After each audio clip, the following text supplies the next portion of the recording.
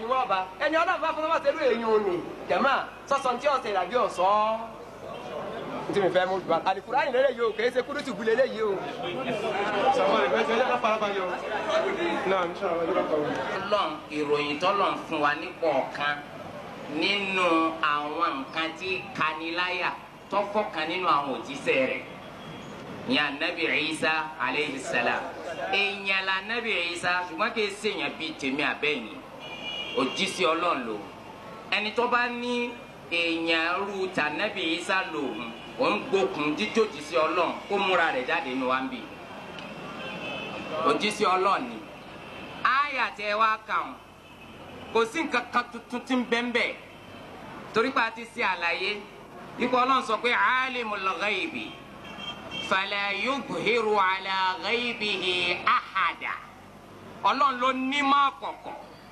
kì í fi máa kọ̀kọ̀ yìí fi mẹ́nìkan nínú àwọn ẹ̀dá rẹ̀ tó dá illa man irtada min rasulin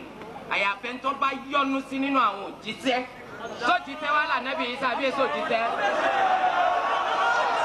ni wọ́n á ní tẹ́ wínísì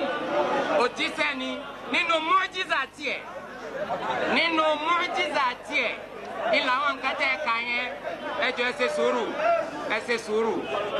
ẹ ṣe sùúrù ẹ ṣe sùúrù nínú mọ́jísà tiẹ̀ ó ní kó fúnni nírò nípa ntá ń jẹnu lé wa tí ò sí mẹ́ngbà tá ń jẹ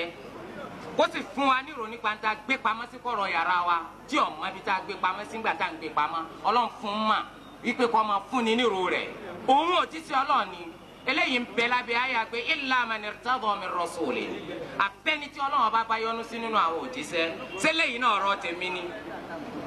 àbọ̀rọ̀ Kurtubi ńgbà tí Kurtubi ò tó láàfà tí ẹ̀yin wá tú ẹrú tó lè ti ọ̀rọ̀ Kurtubi dànù agbọ́dọ̀ pọ́n àwọn afa Islam lé ẹni tí ò tó kọ́ ẹsẹ̀ bàtà àwọn afa tí wọ́n wá pọ́n ó ti ọ̀rọ̀ wọn dànù àfinijẹ́ lè máàmù níbì kan kò túmọ̀ sí pé o ti dọ́gba pẹ̀lú àǹtá-pè ní imam kí ni jẹ́ imam nínú Islam ẹ rò pé ká síwájú yẹn kírun ní jẹ́ imam ni Jésù ní jẹ́ imam wọ́n takò gbogbo ẹni tó bá pè ní jẹ́ imam nínú sẹ̀ríà onípọ̀wọ́ kò síwájú yẹn kírun pàápàá tó máa ń sọ̀rọ̀ ọ̀mà ta ló tó nínú àǹtá-pè ní imam tó pera rẹ̀ ní imam ẹni tó bá tó bẹ̀ kọ́kọ́ síwájú eléyìí wọ́n ń pe gbogbo èèyàn jà dáfi wa sọ pé ìmáàmù lèmi mo lè tí ọ̀rọ̀ ẹnìkan dànù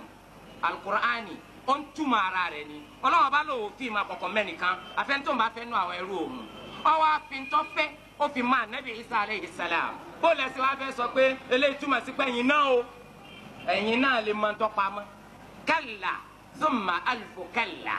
ó ti gbàtẹ́ bá fi yọ akó jíṣẹ́ lẹ́yìn náà.